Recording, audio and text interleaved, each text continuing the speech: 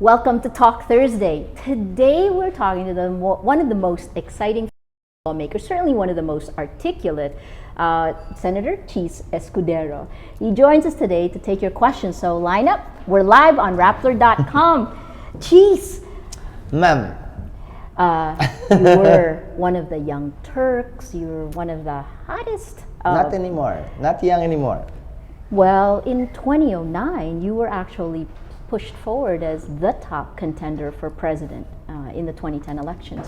What happened? Why did you? I'm sorry to go back to history, but this was always very fascinating to me. We simply decided that it was not the right time to make a run for the presidency or for higher office, for that matter. Too young? No, age had nothing to do with it. Not our time, meaning to say that it was some other person's time. In that particular case, it was Noynoy's time. Analysts said if you had announced a candidacy for the presidency, that there may never have been time for President Aquino to have steamrolled the support. Yes and no, but it was our analysis that it would not have been enough to win, and we would have just been simply called a spoiler at that time. Secondly, it's unfair. We had supporters, we had friends who would have given their lives, their future, their time to support the campaign, when deep down inside we were not convinced that we could actually launch a credible campaign. I had a parachute because I would have still been senator. They did not have the similar privilege and advantage I had. It would have been extremely unfair. Well, even though you chose not to run in 2010, and you announced this in 2009, right? You were still near the tail end of the campaign, seen as a major player, a kind of kingmaker behind the scenes. Not really. It was just really the correct way of reading surveys, number one. Two, being at the right place at the right time and being friends with the right people also who asked for your help. Ooh, that's so loaded. And as well, I had friends. Most of those who ran were my friends. Well, let me ask you, how close are you to now President Aquino versus Vice President Binay? I'm still very much close to them, very, very close to them. Not as much as before because of time constraints. They have their plates full. They're too busy with many other things, and we don't get to talk or see each other that much. And after the campaign, I didn't make it my business anymore to interfere nor to be an active player in their respective teams. But during the campaign, you were seen as a major player in terms of where support went. Is that correct? During the campaign. But after that, yun ang madalas pinag-aawayan kasi ng mga magkakaibigan. Yes. When after helping someone, you get to impose, you get to dictate, and you feel like you're a part of that victory, when in truth and in fact, there were millions of us who were part of their respective victories for president and vice president. Well, curious now, because as we're moving forward, it seems like these two men you helped in many ways are now looking to move forward.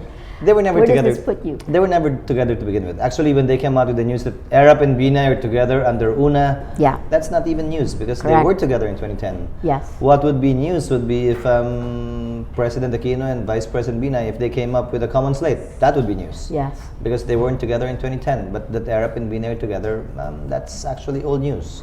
That's what happened in 2010. But now you have Binay and Aquino moving apart. Where will you go? Good question. I'm not part of the governing or deciding body of UNA. Neither am I part of the governing or deciding body of LP. I'm an independent right now. I don't belong to any party. So I guess I will be on the receiving, not on the giving or dictating end of how the parties or slates will form come 2013. And you will be running for re-election. Yes. Yes. Let's just talk about the landscape of the Philippines today. How has the government performed? Let me see. Don't ask me to grade the government. I'm not a teacher. Neither is Noynoy or President Aquino, my student. How has it performed, given the last 2 years? It has done well, although some expectations still have not been met. But then again, it's still barely 2 years since they got elected into office. But they could have done a lot more, definitely, if they did not face the problems they had to face in relation to the previous government, in relation to the economy of the world, in relation to certain challenges in the region. I guess they would have gone way, way farther than where they have brought us thus far. Economics, in terms of what are the top issues you would have focused on that haven't been addressed? Only one: economy, economy, and economy. Why? If you compare the Philippines with other countries of the world, Yep. well, you're familiar, of course, with CNN, I know. But for Yes. example, if you watch CNN, watch BBC, read newspapers abroad, or even regional newspapers, they would all be talking about the economy, except Correct. for countries like Syria, Iran, Iraq, Afghanistan, Venezuela before, North Korea in a way, and then you have the Philippines. Ironically, all of our headlines are filled with stories about politics and not really about the economy. Yes. Ironically, media up to now plays up issues involving politics, bickerings, and fights, and not so much about what really matters. Surveys always say it and always confirm it. Gut issues matter the most: jobs, prices, and income. That should be where government should be concentrating on. And let the ombudsman run after thieves. Let the COA point them out. Let the PNP and the military catch them. Let your penal facilities impose the proper penalties against them. And let government basically run the country and concentrate on the economy. The president has had an inordinate focus on running after corruption, on CJ Corona in particular. Is that something that? How do you look at that? I have really been not necessarily against the impeachment, but against the inordinate focus that has been given, not only by the president but by everyone insofar as the impeachment complaint is concerned. In fact, for example, now we're being accused of not doing anything else except for the impeachment, which is unfair. Because although that's what they get to see on TV, that's not necessarily all that we do. Although they don't see us doing certain things, that does not necessarily mean we're not doing them. For example, this afternoon we had the long hearing, but it was not televised because it's not interesting. It's not news. It's not newsworthy. At the end of the day, whether or not Corona is convicted, those without jobs would still be without jobs. So far, what are the lessons that you see this country learning from the way the impeachment process is run? There's only one lesson, I think. Two lessons, as far as I can tell. One would be how to properly fill up your SAL-N if you're a government employee. Perfect. Yes. And that if you refuse or do not want to be subjected to that kind of information, if you do not want to divulge that kind of information because of certain privacy issues you have, then don't join government. Don't join government. Don't become a senator. Don't become a president. Don't become chief justice or any government official or employee required to file a SAL-N. And number two, hopefully this will be the first time we will actually be able to finish something we started insofar as the impeachment is concerned. Someone, against someone who did not resign, against someone who was not removed from office, and hopefully we get to finish the process. If there's one thing we can get out of it, hopefully this would be it. Does this actually do anything for the fight against corruption in your mind? I would like to think so, because I think ever since day one, people have been looking for a big fish to catch. Yeah. Even under President Aquino's term, except for President Arroyo, I think this is the next big fish, if at all, that they would be able to catch, assuming he is impeached and assuming cases are filed against him and assuming he is found guilty. I'm sorry, I'm going to run to a social media question right here. Is somebody at Edwin's Allen, will you still seek the presidency in 2016? Going off my earlier questions for you, will you seek the presidency in 2016 or any other time in the future? It would be very attractive. Let me be as honest and yet honest, candid, yet you're young, yeah. Yet factual about it. I would be very interested in seeking higher office in 2016 for the simple reason that I'm halfway through my last term. Yeah. And my firm belief has always been, once I lose in any public office for which I have run for, then you have to give it to the others. And that would be my the end of my stint in public service. Well, one of the things when you were, a congressman moving forward, you are still young, and there were high hopes that men like you would be able to change the political landscape. A few years down the road, what does it look like? How are you doing? Well, I'm still not of the old mold. I still refuse to be boxed in. I think that's why I'm an independent right now. I refuse to simply be boxed in and be in the traditional mold of how politicians have been known to be and behave, as we have seen with some more prominent people in politics right now, although they were new entrants or although they are new entrants. I would like to think that I'm not following a certain pattern of how politicians usually act. And the mere fact that up to now I have chose to become an independent and remain to be an independent, hopefully will be able to show that political parties aren't the way to go. So how will you change the landscape moving forward? There's only one way to change the landscape, really. To be honest about it, if you become the chief executive of the country, there's only one way to actually make real and meaningful change that fast and that quick. And forgive me for my youthful folly, and I'm quite impatient when it comes to achieving change. And that's the fastest way to do it. Achieving change. What does that mean, Chiz? I mean, how do you do that? How do you gain power, first of all, without getting eaten up by the system? And then how do you maintain it? You're actually I think that's the middle of it now, challenge. right? I think that's the challenge. And in fact, I might not make it because of the same reason. Or if ever I do make it, then that's the best chance I have or the people have at achieving change. When I say change, let's talk about the big things and the small things. Change meaning to say equal opportunity for every person who would want to run or serve government or become rich even if he's born poor. Change meaning to say, hindi mo na kailangan magbayad para makakuha ng passport o ng lisensya o ng clearance sa NBI o kung saan man. Change even in those small things. I discussed that with leaders of the present administration. It's okay to run after thieves of the past administration. I'm not saying they should not do that, but they should also move forward and look forward. One, wala na bang lagayan sa customs? Two, madali na bang kumuha ng passport? Basically, what I'm talking about is concentrate on frontline services. Concentrate on frontline services that actually engage the people in a more direct manner. And make them feel that there is and there has been change in government, comparing it to how they usually pay their taxes, get their shipments, get their passport, get their clearances, or even get their licenses. Interesting. There was talk that you had actually asked the president. You had asked the president to focus on other things, not to personally go against the Chief Justice. Is that correct? Not really ask. I'm not in a position to ask, but not as a senator talking to a president. Yes. But perhaps as a person talking to his friend and as a conversation between friends, yes. But this was a long time ago. Yes.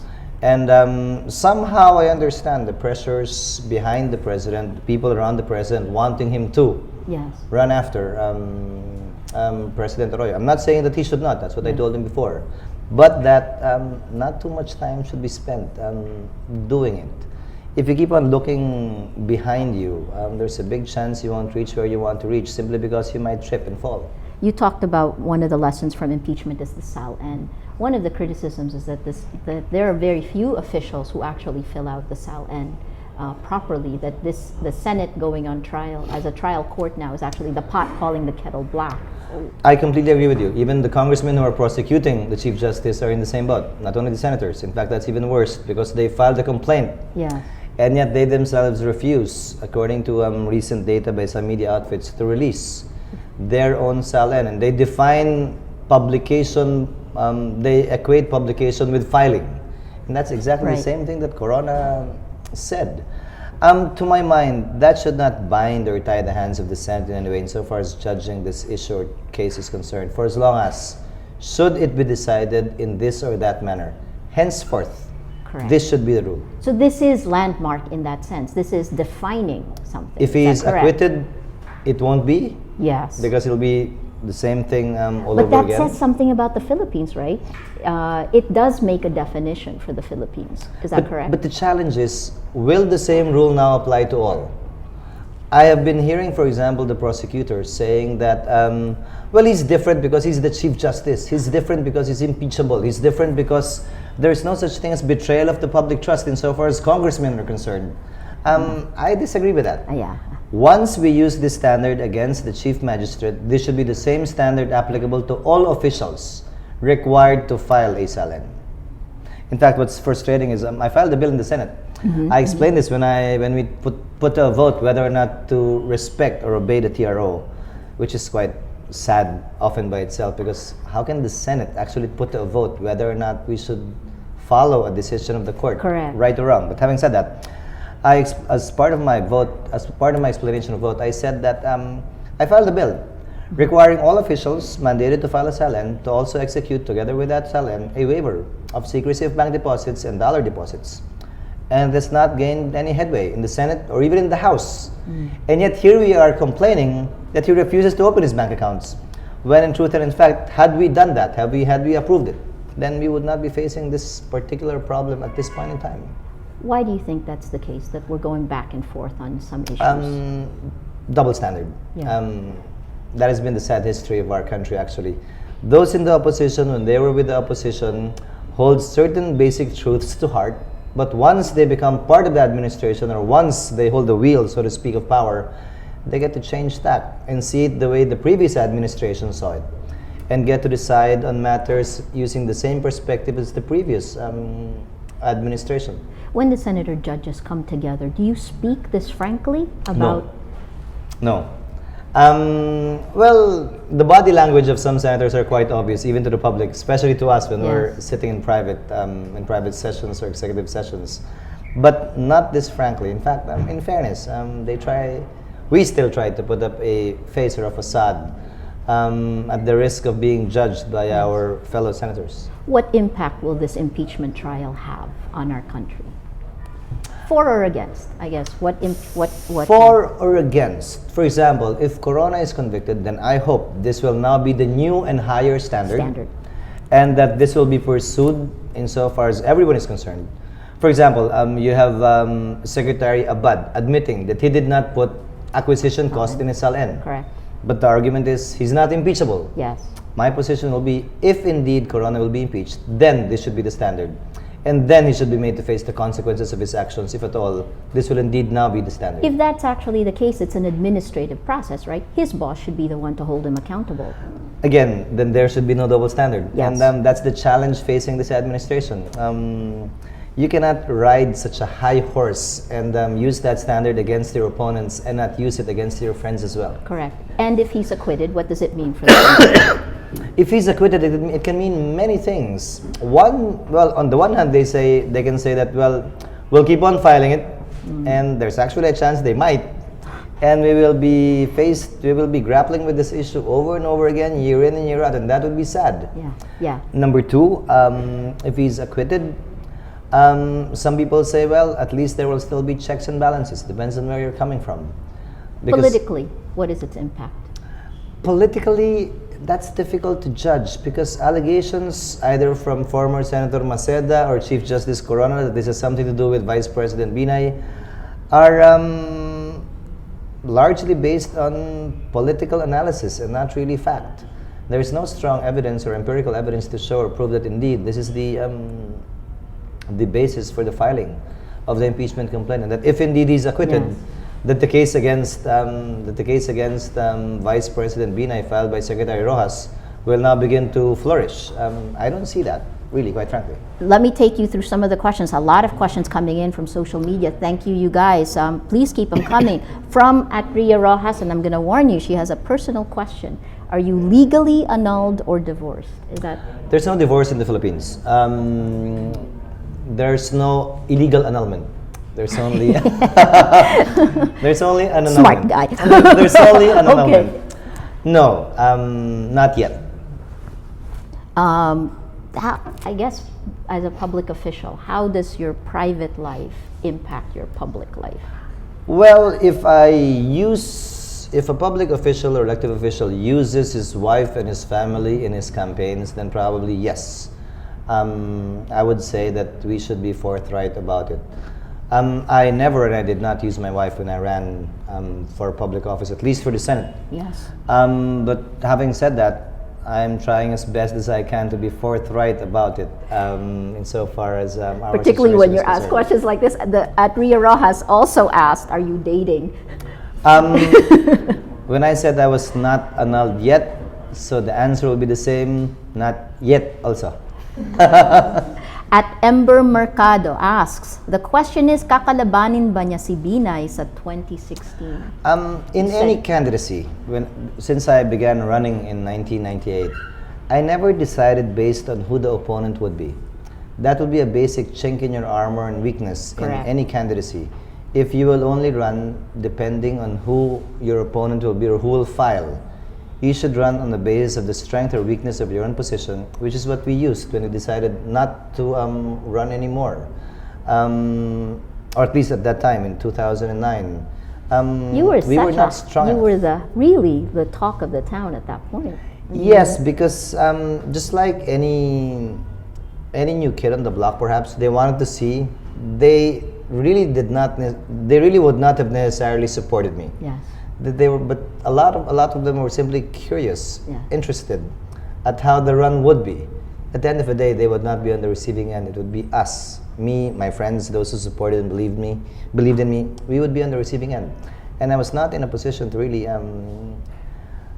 jump off the cliff with a parachute, and that parachute only serviced me. No, Yeah, I yeah. was not willing to do that to those who believed in us.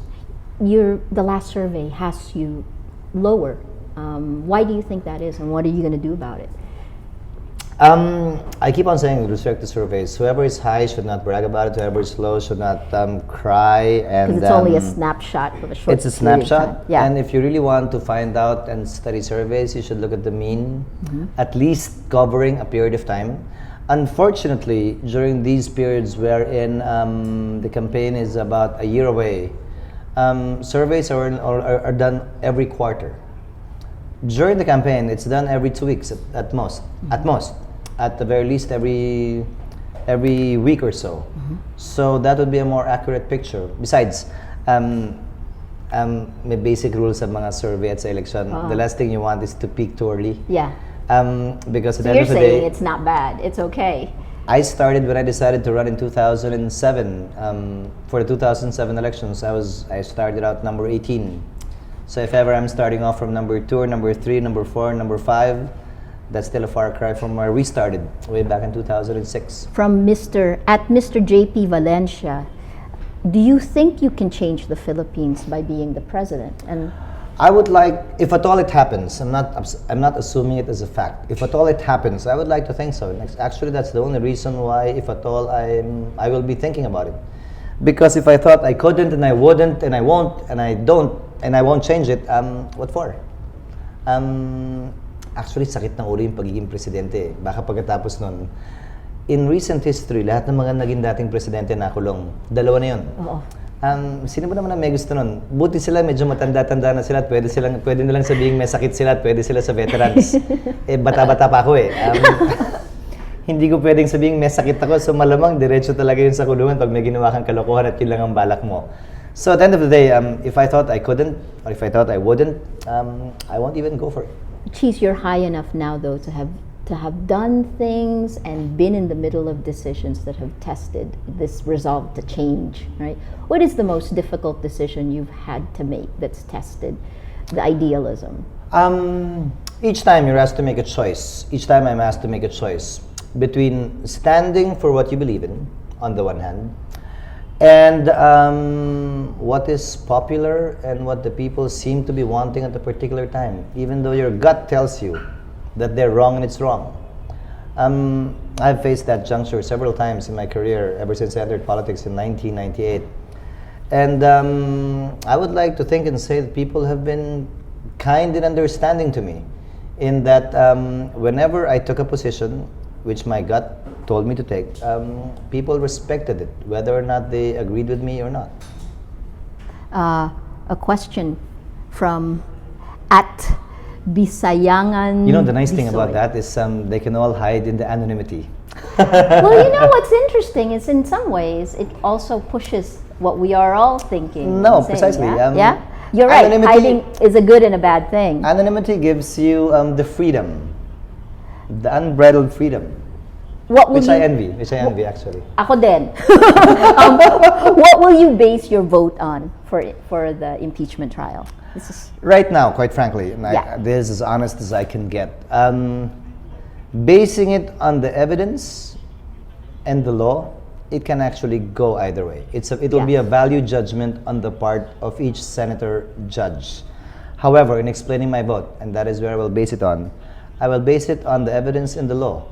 In the past, Maria, I have made decisions in connection, even with the impeachment, that were highly unpopular.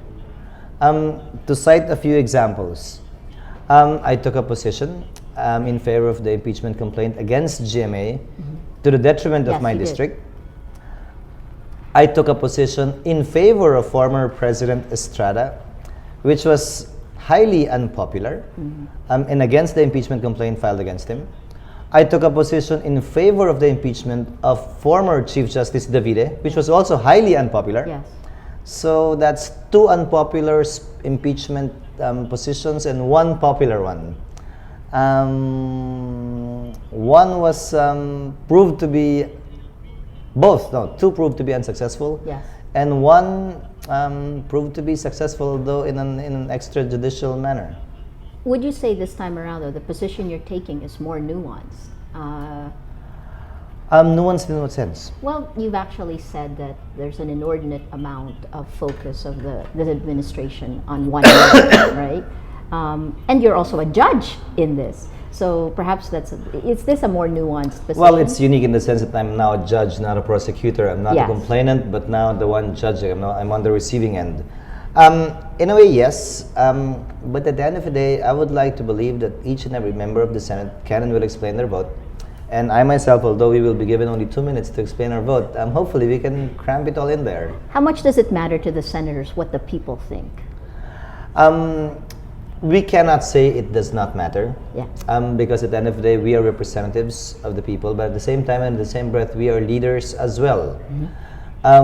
We get to decide on certain things for the people as well. Yes. Some they may disagree with, for as long as it's what's good for them, we think. Yeah. We get to be judged come election time anyway. Because if at the end of the day, as representatives, we should vote based on what the people want, then let's forego with the trial. I mean, let's not waste time on the trial anymore so that we can go back to our daily grind as members of the Senate and as legislators. Just call a plebiscite and let the people decide. Or get all the polling companies, make the most credible survey, and let's decide based on the survey. Why even go through the process? Well, you almost have a direct tie because right after you will be running for office again in 2013. Well, that's a disadvantage insofar as we are concerned compared to those who will be seeking re-election or facing the electorate once again in 2016. Yes. That would be correct, but at the same time, from where I'm seated and coming from, it's also a challenge. Again, this is a juncture or crossroads that I always face. Do you do this or that? Do you stand for what you believe in, or do you simply let the waves take you wherever they would? Can you give a specific instance? I mean, I know that it's very hard to name names or to. Is there one anecdote you can tell us where that really tested you? The impeachment of former President Estrada. When I took a position, when I was defending him on TV, I was actually called by the clergy in our district to answer difficult questions such as why are you defending Arab? Why are you not taking the side of the people? Who gave you the license to take that position? Why did you not even consult us?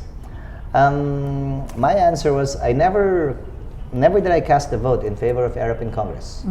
Never did I deliver a speech in favor of Arab in Congress because I believe that they owned that voice in that vote inside Congress. But outside of Congress, I own that vote. Yes. I speak not only as your representative, but as a person who has thoughts, ideas, and positions. Well, the immediate reply was, yes, but each time your face is focused on TV, your name appears and then your title. I remember this. Congressman, 1st District of Sorsogon.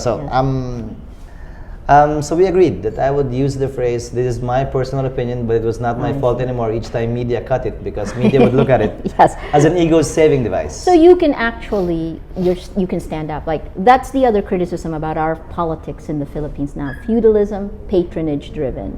Is this still the case In a way, in some areas, yes, but in most areas, not anymore. You've seen old names, you've seen traditional names in certain areas in local politics actually lose in an election.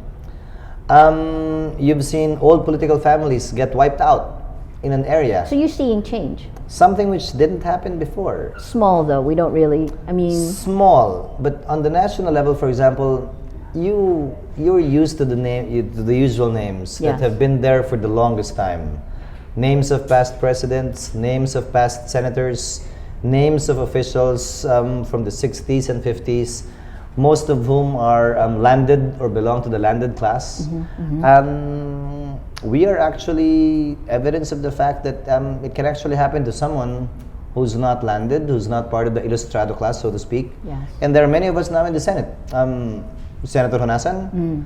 His last name is not one of the blue-blooded last names in the Philippines. He just led coups. No, sorry. He tried to change it though. Yes. Pangilinan is also a relatively new name. My last name is a relatively Yes. new name also in the national scene. So let me ask you, for 2013, what will make 2013? Will it be different? What will make it distinctive? I think 2013 would be a tight race because there are a lot of names that will be coming back, a lot of popular names that will be coming back, Yep. and there are at least 6 incumbents. When I say 6, at least 6. Yes.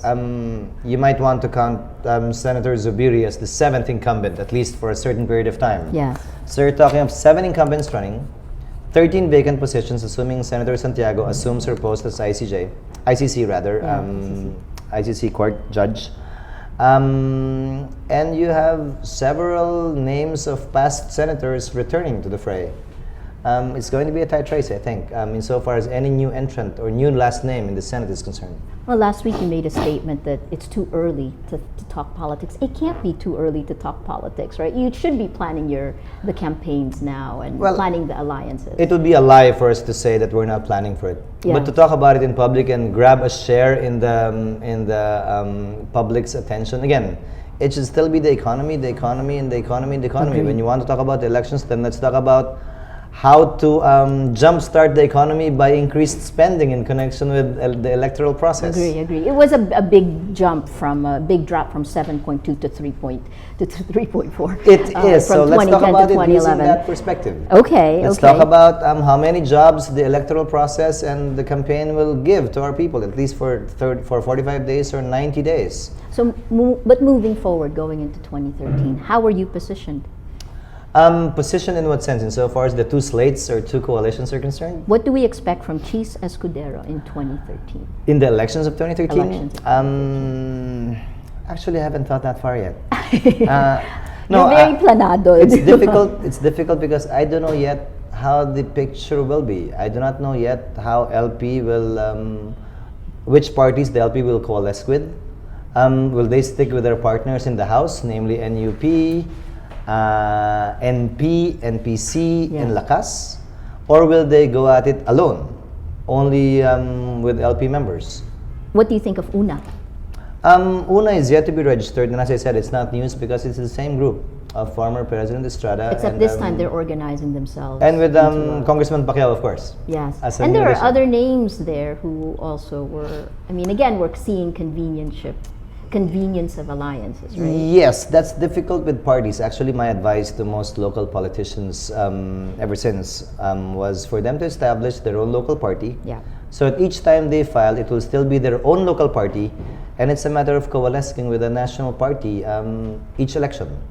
So at least they won't be shifting from one party to another. Is there a party system to even really think about? No, if you compare the party platform and principles of Yeah. LP, NP, NUP, Lakas, NPC, they're essentially all the same. Alleviate poverty, hasten economic growth, alleviate poverty, concentrate on growth in the provinces, and not to ignore Mindanao and the likes. They're all the same. In fact, the ones with a distinctive platform would be the progressive groups, the progressive party list groups. Which don't necessarily do that well in the In the polls, yes. Right. So is that one of the weaknesses of our political system? I mean, essentially the parties just form to have alliances of power. You know, if you trace it back, political parties were formed as a consultative mechanism. It's not really to make people win. Yeah. They were formed so much so that whenever the prime minister, president, or king, for that matter, would want to weigh or gauge whether or not a certain decision would be widely acceptable, all he had to do was consult with party leaders, and that would be tantamount to consulting the people down to the grassroots. But that was when it's actually a political party that yes, has a but system. now it hasn't been used as a consultative mechanism. It's been used really to make people win. Right. And as a convenient tool to be elected or get elected. And there's never been any training to actually help them when they get elected, right? I mean, political parties in other countries actually help train you for top positions. In fairness to PDP Laban and LP, they've actually gone out of their way to try to do this during off-peak seasons, meaning not during the campaign period. PDP has been there for a long time. I've met many PDP stalwarts in my own district in Sorsogon, in the first district of Sorsogon, And they actually hold certain principles close to their hearts. And the same is true with old LP members. I'm not sure about NP, but since it was revived by Senator Villar, I guess they're trying to adapt the same culture. Last words, Senator Escudero. Let me be formal. I'll give it to you. In relation to what? Ang dami Oo nga, ang dami. And thank you very much for addressing all of them, because it's interesting to see the world through your eyes now. I mean, if you have one thing to leave with, I mean, the best part about being on the web is it's a long tail. People can watch it for a long time. Where do we stand? Where do you stand? Where do you want to go? Let me put it this way. I long for the day when you would not really stop looking backwards, but concentrate more on what's ahead of us. Hopefully, that's the best way for us to reach and achieve whatever it is we are aspiring and dreaming of, insofar as where this country and our people should not only be headed towards, but actually achieve, not in the distant future, but in the not so distant future. Hopefully, we will learn not really to forgive and forget, but to concentrate more on what's ahead of us instead of what happened to us before, instead of what's behind us. Hopefully, this would be the key to true change and meaningful change occurring and happening in our country. Fantastic. Senator Chiz Escudero is joining us. Thank you so much. One of the men determining where the impeachment trial will go. A key name and face to look forward in terms of shaping Philippine politics. Thank you for joining us on Talk Thursday. Thank you for your questions and comments. We'll respond to you on Facebook and Twitter. Come back again and join us on Talk Thursday. I'm Maria Ressa. Thank you.